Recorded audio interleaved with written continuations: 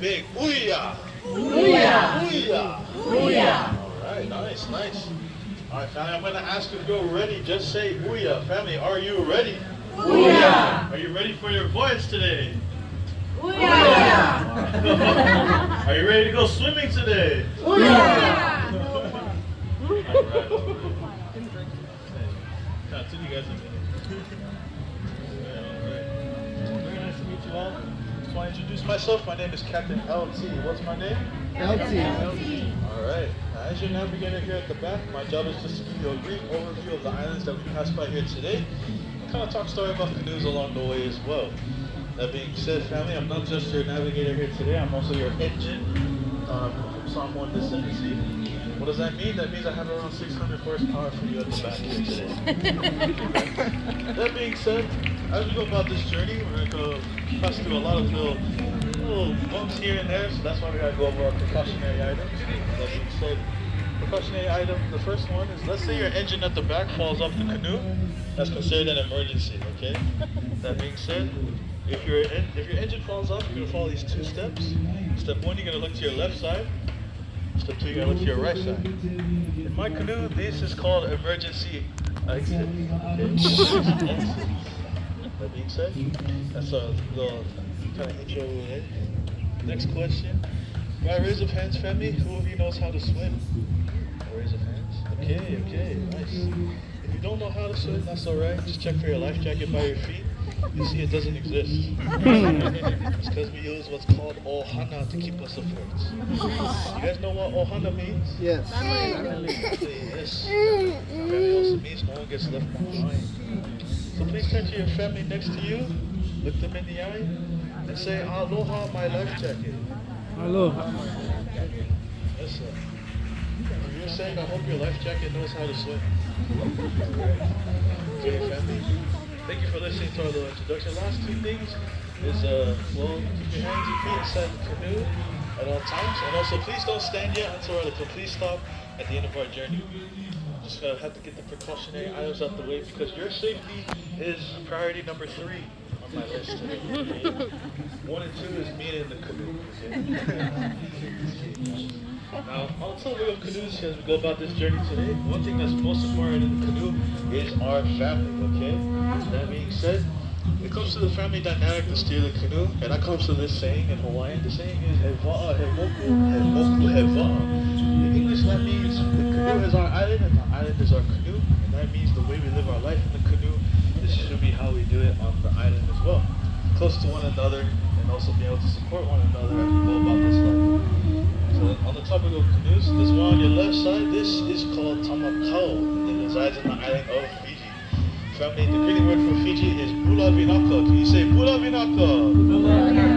Good job, guys. The tamakau you see here, can anyone guess if this is the front or the back of the canoe? Back. The back? Front. Front? You sure? Front. Same way. Oh, who said that? Who said that? Hey, give me a round of applause for, what's your name? Andres. Alright, everyone clap for Andreas back here. Yeah! There's no right or wrong answer. You can actually push this canoe either way. The Tomoko is a unique kind of design because of that, and it's because of this design, it helped discover the 300 islands of Fiji.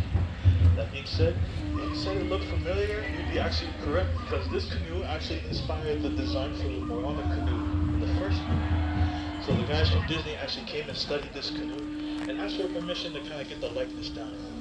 The only difference is that Tomoko here takes around 6 to 7 people to come in here. Moana teaches you, you just need a girl and a chicken. So you know, not a chicken. Alright. You guys doing okay? Alright. Your left side, just to finish off Fiji, this is our Whare ni Kuro. I don't know if some of you have been here yet, but here they kind of make ointments and things for consumption from the coconut, all from the tree of life. There's our fishing platform down there, and way down past them is the temporary tattoo station. If you want your temporary tattoo to be permanent instead, just don't take a shower. Alright. Now, we're coming up on this next island on our right side. This is the island kingdom of Tonga. We say island kingdom because they still maintain their way with kings and queens. Their monarchy, yes, that's the word. Almost like the angel. This island here, they even spots for canoes here that are reserved only for the king and the queen. These canoes you see here, they're called Popals. They were donated by King Tupou the First and second back in the 60s. That being said, this is our happy people over there in Polynesia, and also our friendly folks over there. If you're able to come later today, you'll have the opportunity to have a more hands-on experience in the canoes right here. Get to paddle around the lagoon, race your friends if you like. The islands, these are used for two things. It's for travel and fishing. Now, these are our friendly folks over here, so we shall now say the greeting word. Please look to our friends here and repeat after me. Say, Mahalo lele.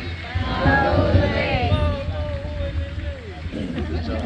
Good job, guys. It's the Kingdom of Tonga and visit later on for the Popal activity.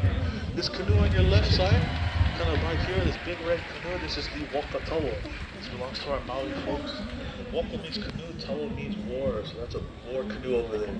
This one you can't take past the shoreline. It's 60 feet long, carved from one singular tree. So if you visit the Wakatawa today, you won't find much metal in there because it's all carved from the one tree. Different versions can go up to 100 feet.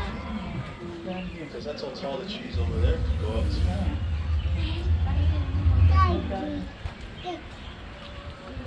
The village on your left, this is the village itself, Aotearoa. Some of you may better know it as New Zealand. Aotearoa being the original and indigenous name of our Maori friends. The greeting words of our Maori friends is Kia ora. Family, can you say Kia ora? Thank you, family. The word Aotearoa translates to land of long white clouds because there were great voyagers that were out at sea and they were not following the stars, instead they were following the clouds. If you look on this dark side on the right where our clouds are, and the difference on the left side where it's clouds on the left, this left side where it's more bright, that's our open sea. This right side is where our mountains are on Oahu. See, navigators and voyagers back in the day were able to tell the difference and be able to see that. And once they followed the clouds, they found land and named it Aotearoa. A neat little way to where it circles all back together. Excuse me. You guys not go so far off the canoe. Oh, the little guy. This left side, this is Rapa Nui. You guys say Rapa Nui. So some of you may better know it as Easter Island. Over here, this is called the Moai, these statues here. This one you see on the ground on its back, this is the most accurate size that this has. So if you visit Rapa Nui today, it's just an exhibit, there's no presentation here. But if you were to visit the actual island of Rapa Nui, these statues are called Moai and they're very sacred because they represent a chief over there in Rapa Nui. So the thing is, they represent a lot of mana and they're depicted with all their strength and stature. That being said, they always ask you not to touch them for two reasons. Just to pay respect to the chief, and also make sure they stand the winds of time.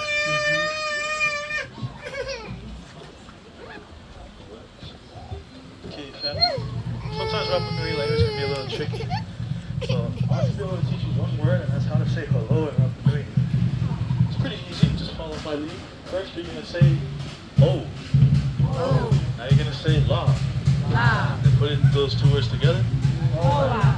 Oh, that was nice. It is Spanish over there, it's a Chilean territory, but it still resides in the Polynesian Triangle, making it a whole part of the Polynesian family. So one thing about that triangle is that it surrounds all the Polynesian